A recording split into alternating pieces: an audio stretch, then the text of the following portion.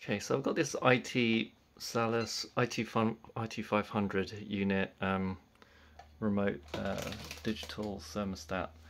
And what I've been finding, this has happened before, but what I've been finding is intermittently this doesn't switch off or doesn't switch on when it's being sent the signal from the control unit. Which means the house gets too hot or it stays too cold. Sometimes you activate it and it works, sometimes it doesn't. What the problem I had before was I contacted Salus and they sent me another one of these receiver units, and that sorted the problem. But the old one I had a look at and found what the problem is. Basically, there are two capacitors on there, and after the heat cycles from the boiler and stuff, they tend to fail. So to replace this unit is really easy. Basically, at least on my boiler, which is a Valent Ecotech, there's a screw under here. This just needs removing, and there's a clip here and a clip here that just need pushing up, popping out, and then you can take this front cover off. Of course, recommend you get this done by a professional, but if you're handy, you can do this yourself. So I'm just going to take the screw off and pop the front off and show you what it's like. Okay, so I've taken the screw off. I'm just going to push that up, pop that out, pull, push that up and pull as well, which means this whole front unit comes off. You lift it off the hooks at the top and then that will come down. Okay, so yeah, again, of course, should be done by a professional, but again, if you know what you're doing, it's not that difficult. There's a little screw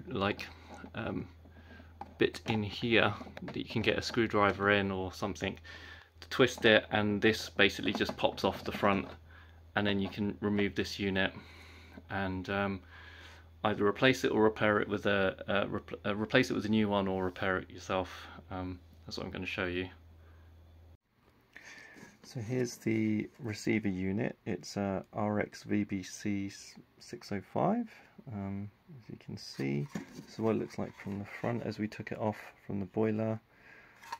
I've already taken these screws, unscrewed these screws for convenience, so let me just take those out. Just those two there. And we pop these clips off. That's easy to take out. Just pop those off and carefully take that out.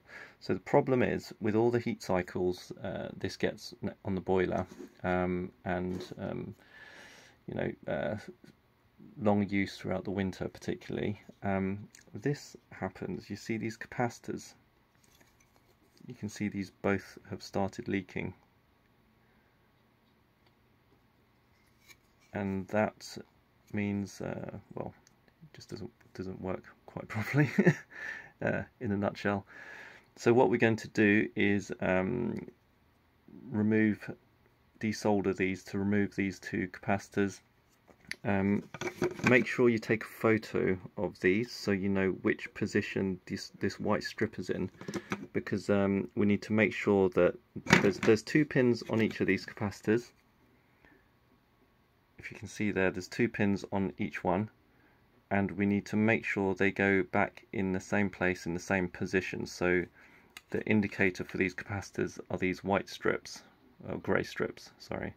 So if you can see, this one is facing towards that side of the board, this one is facing towards the top, I guess. But yeah, just take a picture from different angles just for reference, so you know which way they go back on. So I've already got the replacements for these, because I've done this before. I actually have a spare unit that I rotate whenever one of them dies. I take it off and replace capacitors on the other one, so it's ready to go when I need to swap, if I need to swap them over. It's a common issue, it seems. But yeah, if you can see here, the small one is a 470 microfarads, 6.3 volts, and that goes on here. It's a bit difficult to see here because the actual residue that's come out of the capacitor has obscured the actual details. But fortunately, as I said, I've already done this before. The other capacitor you need is this one, which is